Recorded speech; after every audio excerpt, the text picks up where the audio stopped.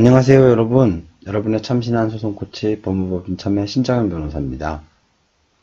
오늘은 억울하게 고소를 당했을 때 어떻게 대처해야 하는가에 대해서 좀 말씀드리고자 합니다.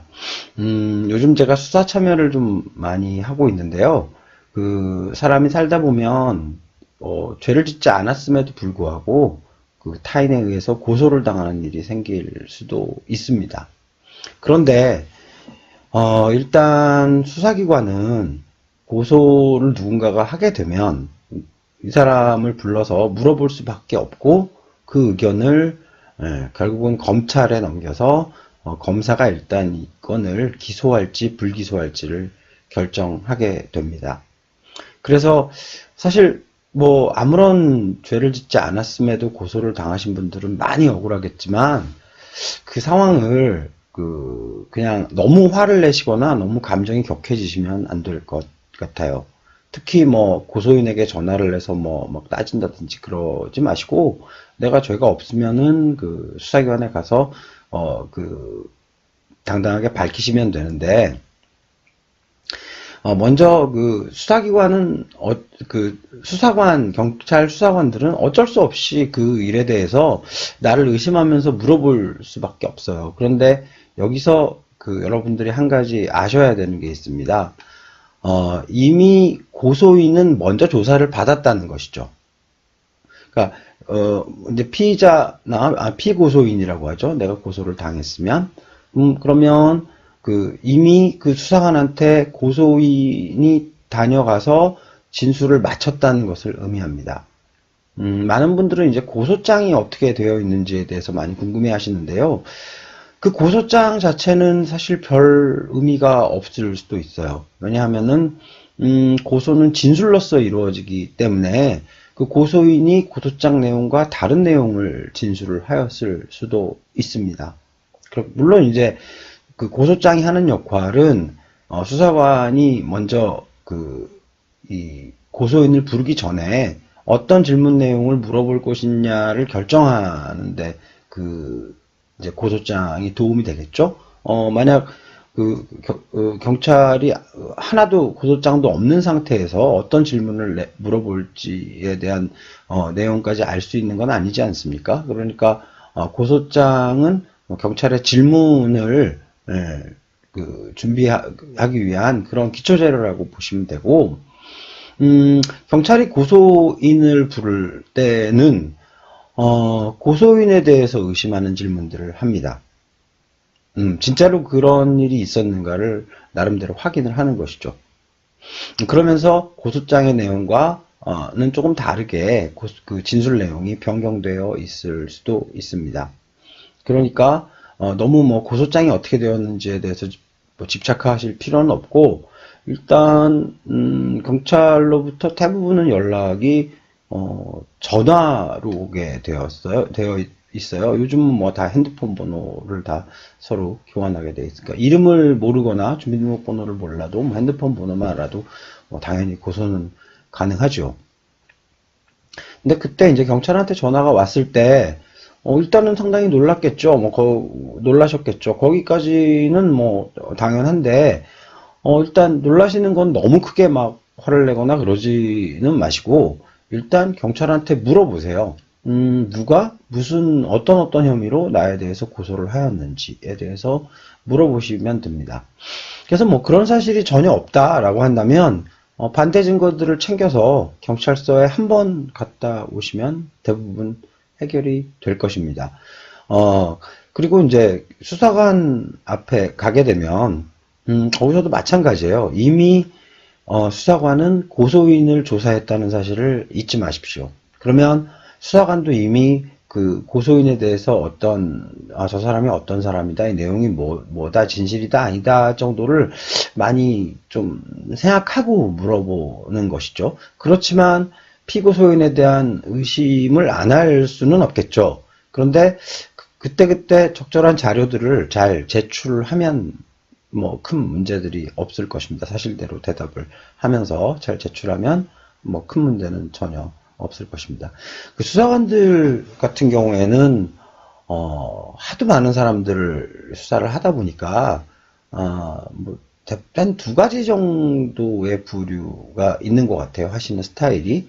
아주 뭐 꼼꼼하게 사실관계를 확인해 가면서 논리적으로 검증하는 스타일도 있고, 아니면은, 이거는 약간 위험한 건데, 피고소인한테 뭐 동조하는 듯 하면서, 자백을 유도하는 경우도 있으니까 조심하셔야 됩니다. 그러니까 경찰 앞에서는 너무 구질구질하게 모든 얘기를 막 다 하실 필요는 사실 크게 없습니다. 많이 억울하시면 그런 말씀도 하셔야 되겠지만, 나중에 뭐 조서를 보시면 알겠지만, 조서라는 거는 최종적으로 꾸며진 이제 경찰관이 이 사람이 와서 이렇게 진술했다라는 것인데, 거기에 그 내용을 다 담기도 어렵습니다. 그래서 나는 길게 얘기했더라도 경찰은 아주 그거를 짧게 정리할 수 있는 것이죠. 그러니까 결국 나중에 남는 거는 피의자 신문 조서만 남게 되는 것이죠. 그리고 어차피 이 고소가 되었으면 이 경찰은 하는 일을 하는 것일 뿐, 거기에 대해서 화를 내시거나 이럴 필요는 전혀 없습니다. 만약에 수사관이 아주 편파적으로 나한테 보였다라고 이렇게 한다면, 이 수사관에 대해서 기피할 수 있는 제도도 있습니다. 그거는 수사관 기피 제도라는 제목으로 검색만 해보셔도 수사관을 교체해달라고 요청을 할 수도 있습니다. 그렇지만 별로 큰 건이 아닐 경우에는 그럴 필요까지는 없겠죠. 그리고 혹시 이런 분들이 좀 계시죠? 경찰과 커뮤니케이션이 잘 안 되시는 분들이 있습니다. 이런 분들은 변호사를 대동을 하는 게 좋습니다. 저도 하다 보면은, 사건 전체를 잘 이해를 못 하시는 분들도 계시고, 특히 나이 많으신 분들 같은 경우에는 지금 어디로 내가 무슨 답변을 하고 있는지도 잘 모르는 경우도 있습니다. 이럴 경우에는 변호인의 조력을 받아서 조리 있게 답변을 정리해 가시는 게 좋습니다.